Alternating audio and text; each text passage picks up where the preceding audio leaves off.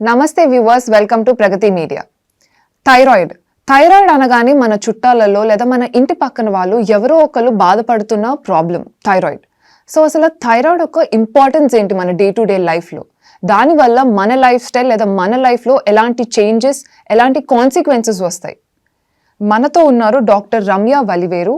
She a breast surgeon and endocrine surgeon from KIMS Kondapur. So ఈ అన్నిటి మీద ఇంపార్టెంట్ ఇన్ఫర్మేషన్ ఇవ్వడానికి మనతో మ్యామ్ ఉన్నారు ఈరోజు. సో నమస్తే ma'am. Hi Harsha. So thyroid అనగానే మనం రెగ్యులర్గా వింటూ ఉంటాం, కేసెస్ చూస్తూ ఉంటాం, లైక్ ఇంటి పక్కన వాళ్ళు, చుట్టాలు ఎవరో ఒకరు దాని గురించి మాట్లాడుతూ ఉంటారు లేదా సఫర్ అవుతూ ఉంటారు.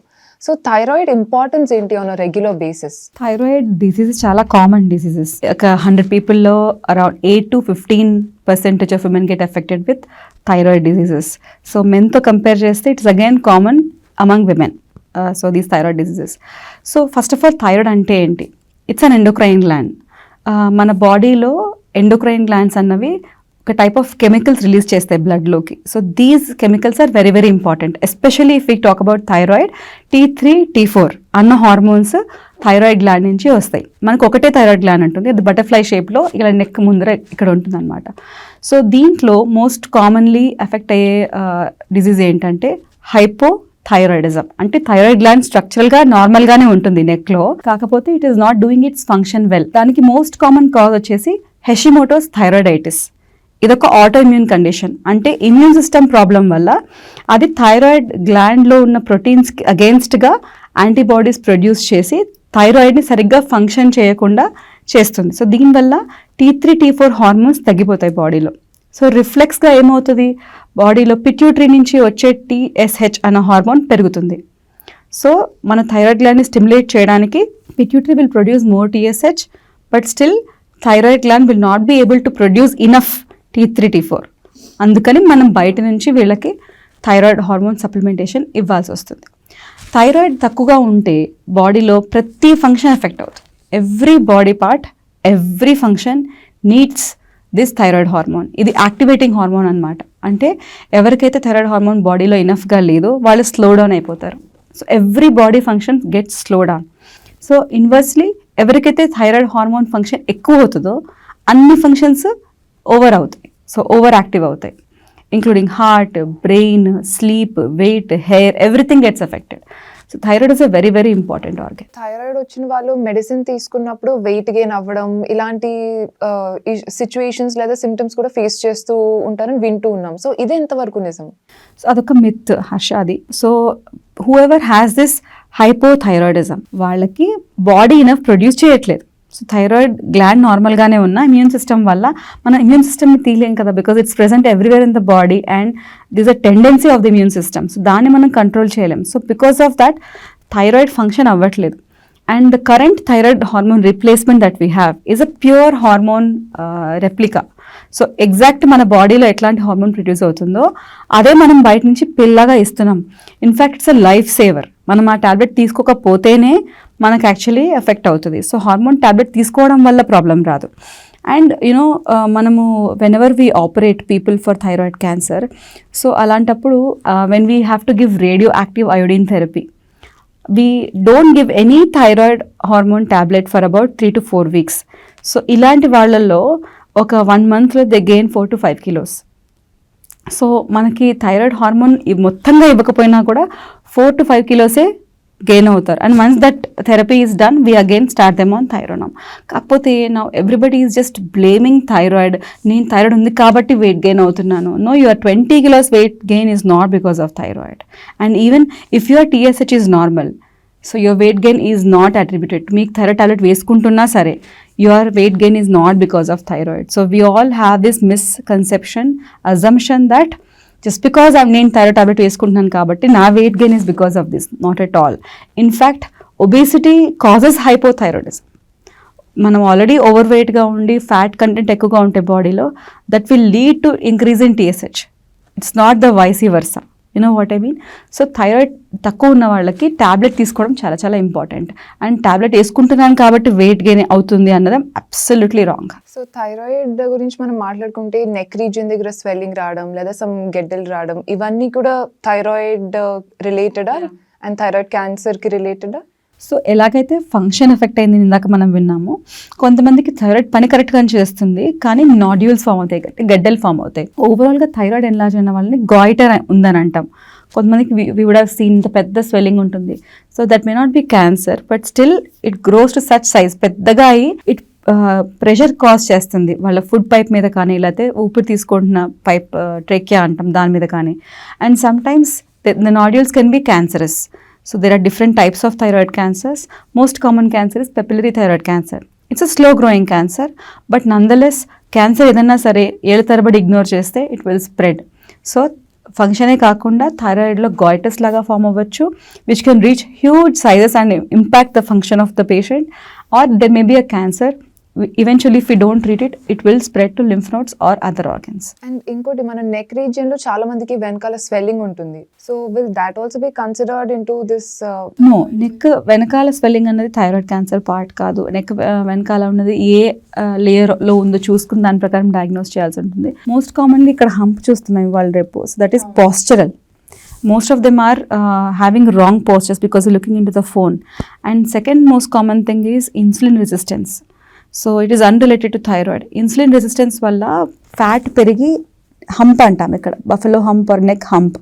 That is because of insulin resistance which is a pre diabetic feature.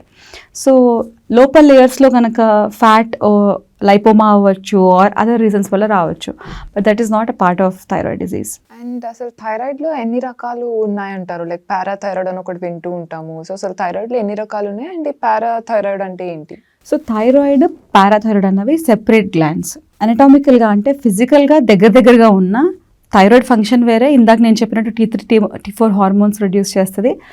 Parathyroid function కంప్లీట్గా డిఫరెంట్. సో మనకి థైరాయిడ్ వెనకాల భాగంలో, పారా అంటే పక్కన, సో థైరాయిడ్ వెనకాల భాగంలో పక్కనే బియ్యపు గింజంత సైజులో అంటే 5 millimeters సైజులో చిన్న 4 పారాథైరాయిడ్ గ్లాండ్స్ ఉంటాయి. సో అవి PTH పారాథ్ హార్మోన్ అన్న ఒక హార్మోన్ ప్రొడ్యూస్ చేస్తాయి. ఈ హార్మోన్ ఏం చేస్తుంది, మనం తిన్న ఫుడ్లో ఉన్న కాల్షియంని మన గట్లోకి అబ్జార్బ్ చేసుకొని అది బోన్స్కి అదర్ ఆర్గన్స్కి అవైలబుల్గా ఉండేటట్టుగా చేస్తుంది.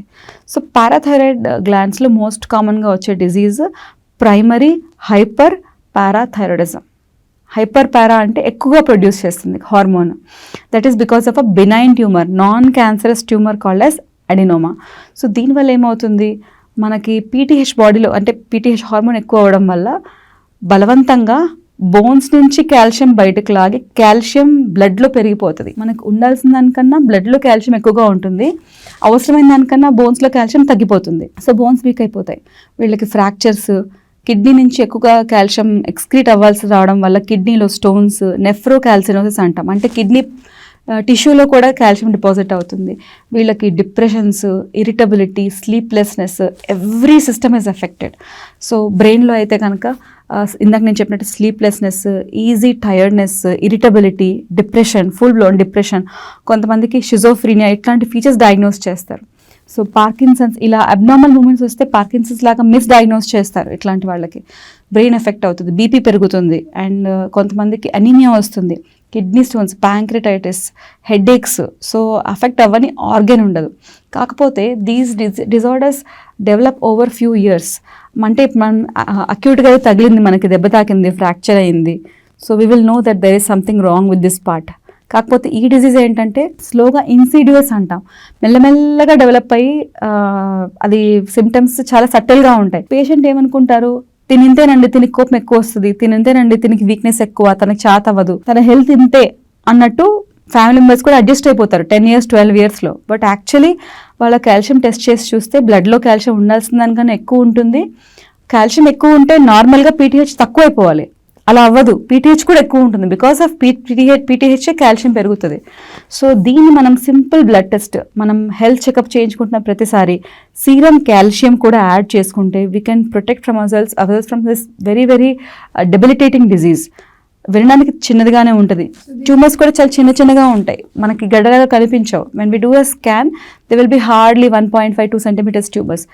చాలా చిన్న ఆపరేషన్ చేసి కట్టిచ్చేసి if remove the tumour patient కంప్లీట్గా కాల్షియం నార్మల్ అయిపోతుంది వాళ్ళకి. సో ఈ కాల్షియం మనకి బ్లడ్ లో ఇంక్రీజ్ అవుతుంది అని చెప్పారు కదా, బోన్ లో తక్కువ అయినప్పుడు బోన్ వీక్ అయిపోతుంది అని చెప్పారు. సో మన బ్లడ్ లో ఇంక్రీజ్ అయినప్పుడు దీనికి ఎలాంటి సివియర్ కాన్సిక్వెన్సెస్ ఉంటాయి? ఎవ్రీథింగ్ ఇట్స్ ఎస్పెషలీ హార్ట్ మనకి హార్ట్ మజిల్స్ పని చేయడానికి కాల్షియం చాలా ఇంపార్టెంట్ అయాన్. కాల్షియం పెరిగితే heart can actually stop functioning, అంటే మా హార్ట్ బీట్ ఆగిపోవచ్చు. So heart will stop in systole, అలాంటి అరిథ్మియాస్ అంటాం, రిథమ్ అబ్నార్మాలిటీస్ రావచ్చు. అండ్ మసిల్ ఎక్సైటబిలిటీ, మనము కూర్చుని లేవడానికి ఒక మజిల్లో ఒక టోన్ ఉండాలి కదా, ఆ టోన్ తగ్గిపోతుంది, ప్రాక్సిమల్ మజిల్ వీక్నెస్. సో ఇలాంటి రకరకాల parts of the body get affected. And ఇంకోటి మనం థైరాయిడ్ గురించి మాట్లాడుకున్నప్పుడు food is again important factor. ఇప్పుడు యూజువల్గా థైరాయిడ్ ఉన్న వాళ్ళు అవి తినకూడదు ఇవి తినకూడదు అని అంటూ ఉంటారు లేదా పాటిస్తూ ఉంటారు. సో ఇది ఎంతవరకు నిజం? సో దీనిలో 2 things అండి, కొన్ని అవాయిడ్ చేయాలి.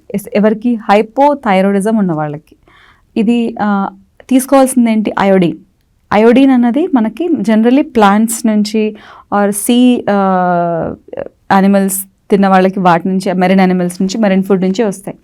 సో ప్లాంట్స్ నుంచి రావాలి అని అంటే మన సాయిల్ అయోడిన్ రిచ్ ఉండాలి. మనకి వరదలు ఎక్కువ రావడం ఆర్ కొండ చర్యల ప్రాంతాల్లో ఉన్న వాళ్ళకి టాప్ సాయిల్ వాష్ అవే అయిపోతుంది. అలాంటి దగ్గర పెరిగిన మొక్కల్లో అయోడిన్ మాత్రం కరెక్ట్గా ఉండదు. సో అందుకని మన గవర్నమెంట్ ఆఫ్ ఇండియా ఏం చేసింది, many years ago, almost 40 years ago, national iodine deficiency control programme అని స్టార్ట్ చేశారు. First national goitre control programme అని స్టార్ట్ చేశారు. Then they made it national iodine deficiency control programme. ఎందుకంటే iodine deficiency thyroid ఒకటే effect చేయదు, mental retardation, పిల్లల్లో mental retardation cause చేస్తుంది, రకరకాల ప్రాబ్లమ్స్ వస్తాయి. సో అందుకని చెప్పి మనం కామన్గా మన ఫుడ్లో వాడేది సాల్ట్. సో అందుకని యూనివర్సల్ సాల్ట్ అయోడైజేషన్ అడ్వైస్ చేశారు. ఇప్పుడు ఈ మధ్య వీఆర్ సీయింగ్ పింక్ సాల్ట్ అని, they don't have iodine. So it's very dangerous to take pink salt on a daily basis regularly. Once in a while సాలడ్స్లో pink salt వాడచ్చు, కానీ but for Indians it is advised to take iodize salt. So iodize salt కూడా ప్యాకెట్లో ఉంటే మాత్రమే iodine correct మనకు available ఉండాల్సిన లెవెల్స్లో ఉంటుంది. అదే మనము if you don't store properly, if you don't కొంతమంది they store in heaps or exposure to environment, iodine vaporize అయిపోతుంది. So even though the salt is iodized, వాళ్ళకి కావాల్సిన ప్రపోర్షన్స్లో అయోడిన్ దొరకదు. So it's important to buy packaged iodized salt and use it. So that is one thing which would prevent to certain extent thyroid diseases. But this is nutritional iodine disorders, thyroid disorders. నేను ఇందాక చెప్పిన autoimmune డిజీజ్కి దీనికి సంబంధం లేదు. So one more thing is people who have hypothyroidism or iodine deficiency thyroid diseases, especially in areas, this is endemically seen in some places. అంటే కొండ చర్యల ప్రాంతాల్లో ఉన్న వాళ్ళకి ఇది ఎక్కువగా ఉంటుంది. అలాంటి వాళ్ళు థైరాయిడ్ ప్రాబ్లమ్ డిటెక్ట్ అయిన వాళ్ళు they should avoid taking brassicaceae family, అంటే మన క్యాబేజ్, కాలీఫ్లవర్, సే బ్రోకలీ ఇట్లాంటివి, బికాస్ దే కంటైన్ థయోసైనేట్స్. అంటే కంప్లీట్గా అవాయిడ్ చేయమని కాదు, but don't take it so much that it interferes with iodine absorption. Thiocyanates అన్న ఆనయాన్ అయోడైడ్తో కంపీట్ అవుతుంది మన గట్లో. సో మనము క్యాబేజ్ తింటే దానిలో థయోసైనేట్ ఉంటుంది, SCN, అయోడిన్ I-SCN-. సో రెండు కడుపులో వెళ్తే దే బోట్ కంపీట్, ఏది అబ్జర్వ్ అవ్వాలి అని చెప్పి. సో అయోడిన్ సరిగ్గా అబ్జర్వ్ అవ్వదు. అంతేకాని apart from these things there is nothing else that is related as of today scientifically that it affects your thyroid. So ఇప్పుడు ఈ థైరాయిడ్ కేసెస్ అన్నవి పర్టిక్యులర్ ఏజ్ ఏమైనా ఉందా, లేదా how generic it has become? Thyroid disease can occur any age, పుట్టిన పిల్లల దగ్గర నుంచి వయసు పైబడిన మనుషులకి ఎవరికైనా ఎటువంటి థైరాయిడ్ అయినా రావచ్చు. సో మోస్ట్ కామన్లీ పుట్టిన పిల్లల్లో కంజెనైటల్ హైపోథైరాయిడిజం అని ఉంటుంది. So on day 1 or day 2 TSH కంపల్సరీగా చెక్ చేస్తాం. సో ఇలాంటి వాళ్ళకి పుట్టిన పిల్లల్లో తక్కువగా ఉంటే అప్పటి నుంచే we have to start supplementation of thyroid. So then after that generally we see developmental thyroid disorders, అంటే మనకి ప్యూబర్టీ టైంలో ఆర్ ప్రెగ్నెన్సీ టైంలో, ఇట్లాంటి డిమాండ్ ఎక్కువ ఉన్న టైంలో థైరాయిడ్ ఫంక్షన్ సరిగ్గా సరిపోదు. టెంపరీగా ఇట్లాంటి వాళ్ళకి థైరాయిడ్ సప్లిమెంటేషన్ ఇవ్వాల్సి వస్తుంది. అండ్ యాజ్ ఎ సెడ్ ఇందాక నేను చెప్పిన hypothyroidism most commonly middle age విమెన్లో చూస్తాం, ఆటోఇమ్యూన్ డిజీజ్. వాళ్ళకి ఒకసారి స్టార్ట్ అవుతే లైఫ్ లాంగ్ థైరాయిడ్ సప్లిమెంటేషన్ తీసుకోవాల్సిన అవసరం ఉండొచ్చు. సో చాలామంది I'm trying natural methods to get rid of my thyroid tablet, I want be free from thyroid tablet అని అంటూ ఉంటారు. కాన్సెప్చువల్లీ అది కొంచెం ఫ్యాషనబుల్గా అనిపించినా కూడా the problem is not with thyroid, the problem is with immune system. So కొంతమందికి అది పర్మనెంట్గా ఉంటుంది, కొంతమందికి టెంపరీ థైరాయిడైటిస్ ఉంటుంది. అలాంటి వాళ్ళకి ఆటోమేటికలీ అది సెటిల్ అయిపోతుంది, బట్ కొంతమందికి అది పర్మనెంట్గా ఉంటుంది. అలాంటి వాళ్ళు whatever you try you will not be out of you will be dependent on thyroid medication. So అలాంటప్పుడు if you try to avoid medication thinking that you will get out of it, it can actually turn out to be dangerous. And there's nothing wrong in taking thyroid medication. మనమే మన అవసరానికి తయారు చేసుకున్నాం, అది దాన్ని ఎనిమిలాగా చూడకూడదు. It's actually your friend. So అది. అండ్ ఎల్డర్లీ పీపుల్లో సిక్ అయినప్పుడు కానీ ఆర్ మన బాడీ కాంపోజిషన్ మారినప్పుడు, హార్మోన్ చేంజెస్ మారినప్పుడు కూడా they may develop hypothyroidism. Hypo అనేది తక్కువది. Hyper thyroidism is also common among middle aged women. Graves disease or other hyper thyroidism, వీళ్ళల్లో హార్మోన్ మాత్రం ఎక్కువగా ఉంటుంది, the level of hormones.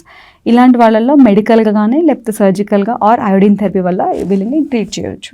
Okay. And ఇప్పుడు మనం 20 to 30 or 25 to 30 ఈ ఏజ్ గ్రూప్ గురించి స్పెసిఫిక్గా మాట్లాడుకుంటే, ఇప్పుడు మనకి పీరియడ్స్ ఇర్రెగ్యులర్ ఉన్నాయి అంటే ఫస్ట్ డాక్టర్ సజెస్ట్ చేసేది థైరాయిడ్ టెస్ట్, బ్లడ్ టెస్ట్, ఇవన్నీ సజెస్ట్ చేస్తారు. సో థైరాయిడ్ ఒక ఇంపార్టెన్స్ లైక్ వీళ్ళ లైఫ్లో మెన్స్ట్రువల్ సైకిల్. సో ఇక్కడ ఫ్యూ థింగ్స్. ఒకటి, thyroid affects your menstrual cycles. So TSH hypothyroidism ఉన్న వాళ్ళకి ఎక్కువగా పీరియడ్స్ వస్తాయి, హైపర్ థైరాయిడిజం ఉన్న వాళ్ళకి ఆలిగోమెనోరియా ఉంటుంది. సో ఇదేంటంటే TSH hormone is structurally similar to follicular stimulating hormone. And ఇంకోటి commonly we are seeing is because of stress levels it will cause hypothyroidism. It will increase your TSH. Obesity again causes hypothyroidism. So 20s, 30s ఈ age గ్రూప్లో ఉన్న ఆడవాళ్ళలో ఇవన్నీ కూడా కామన్గా చూసుకోవాలి. TSH ఎక్కువగా ఉన్న వాళ్ళకి ప్రెగ్నెంట్ అవ్వడానికి కూడా ఇట్ ఎఫెక్ట్స్. అండ్ ఇన్ఫర్టిలిటీకి one of the causes is uncorrected hypothyroidism or hyperthyroidism. Definitely thyroid is related to fertility and periods, menstrual cycles and all these things. So మీరు చూసిన కేసెస్లో ఎవరికైనా థైరాయిడ్ వల్ల లైక్ సీరియస్ ఇంప్లికేషన్స్ అయ్యి వాళ్ళు suffer అయిన situations ఉన్నాయా? సో సర్జికల్ కేసెస్ చూస్తే, of course medical cases I can tell 2 examples. One thing, ఒక అబ్బాయి, సో మాకు తెలిసిన వాళ్ళు అనమాట. సో తనకి హైపర్ థైరాయిడిజం ఉంది, young boy. It's very rare to see in that age group, but he had Graves disease. తను ఏం చేశారు, he was on medications. When he had dengue, వాళ్ళంతటా వాళ్ళే థైరాయిడ్ మెడికేషన్స్ని స్టాప్ చేసేసారు. సో దానివల్ల ఆ అబ్బాయికి సివియర్ హైపర్ థైరాయిడిజం అయిపోయి థైరాయిడ్ స్టామ్లోకి వెళ్ళిపోయి హార్మోన్ లెవెల్స్ బాగా ఎక్కువైపోయి కోమాలోకి వెళ్ళిపోయాడు. So we had to do plasmapheresis and remove these antibodies and thyroid hormones. Then only he came out of ventilator. So if you are on thyroid medication, whether it is hypothyroidism kanna hyper kaina sare, even if you are fasting, even if you are not well, even if you have fever or any disease, thyroid medication అనేది మీ అందట మీరు ఎప్పటికీ stop చేయకూడదు, because that might be actually helpful for your current disease recovery also. అది మీ అందట మీరు స్టాప్ చేయకూడదు, అదొకటి. రెండోది, if you talk about thyroid cancers, చాలామంది గాయిటస్ పెద్దగా ఉన్నా లేకపోతే థైరాయిడ్ క్యాన్సర్ ఉన్నా సరే దీనివల్ల నాకేం సిమ్టమ్స్ రావట్లేదు కదా అని దాన్ని ట్రీట్మెంట్ చేయించుకోకుండా కూర్చుంటారు. సో కొన్నిసార్లు అది, I have known a lady who had big goitre in the neck and when we did her X-ray, huge gland was there in her chest also. So చిన్న కోల్డ్ కాఫ్ వచ్చినప్పుడు, మామూలుగా మనకి cold cough వల్ల అంత problem రాకూడదు కదా, but this lady developed breathlessness because of cold cough. అప్పుడు x ray తీసి చూస్తే there was a huge thyroid in her chest also. So because of that నెక్లో కనిపిస్తున్నా సరే దే ఇగ్నోర్డ్ ఇట్ బికాస్ అదేం సిమ్టమ్స్ రావట్లేదని. Because of this chest part when we got it into our attention, then when we did a biopsy it was a benign one, but it had to be removed because it was pushing the lung and not letting the lung expand completely. And incidentally avadiki, when we sent it for pathology, of course whatever we removed we sent it for pathology, there was a small cancer. So thyroid ఇప్పుడు నాకు సాధారణమైందని చెప్తున్నారు కదా, size పెద్దగా ఉన్న నాకేం symptoms లేవు అని వదిలేస్తే it is not going to remain benign forever. It can turn into cancers. బ్రెస్ట్లో అయితే కనుక మనకు జనరలీ బినైన్ లానే ఉంటాయి. It's very rare for benign disease to turn into cancers. There are very rare conditions in breast that turn into cancers, but in thyroid it can change its nature. Today it might be benign, but if you keep ignoring it, don't check it regularly, one fine day it can turn into cancer and it can cause trouble. And ఇంకోటి ఇప్పుడు మనం ఇవన్నిటి గురించి మాట్లాడుకుంటున్నప్పుడు ఈ treatment ఇవన్నీ తీసుకుంటున్నప్పుడు కూడా ఒక సివియారిటీ లెవెల్ అనేది ఉంటుంది కదా, లైక్ మెడికేషన్ నుంచి సివియారిటీ లెవెల్ అనేది. సో అది how can be identify? You mean side effects? Yeah. So thyroid tablets ki, if we talk about thyroid hormone replacement, it's a pure hormone form. స్పెసిఫిక్గా thyroid tablet వల్ల side effects అన్నవి ఏమీ ఉండవు. And in fact it is a life saver. So అపోహ అనమాట. మనకి ఇప్పుడు చాలామంది other gurus, now we're seeing so many Instagram gurus, they do some research and then they come up with their own way of ఇది చేయండి అది తగ్గుతుంది. అదంతా హోక్స్ అండి. సో సైంటిఫిక్ లిటరేచర్ చాలా ఎక్స్టెన్సివ్ స్టడీ చేసిన తర్వాత ఫ్యూ డికేడ్స్ బ్యాక్ ఈ ఆప్షనే మనకు లేదు. People had to consume pig thyroid extract, bovine thyroid extract, because వాళ్ళ థైరాయిడ్ సరిగ్గా పని చేయకపోతే వాళ్ళ థైరాయిడ్ గ్లాండ్ ఎక్స్ట్రాక్ట్ తీసుకోవాల్సి వచ్చేది. We're so lucky that science has brought us these medications. మనం తయారు చేసుకున్నవి ఇవి, మన ఎనిమీస్ కాదు. Allopathic doctors are not your enemies.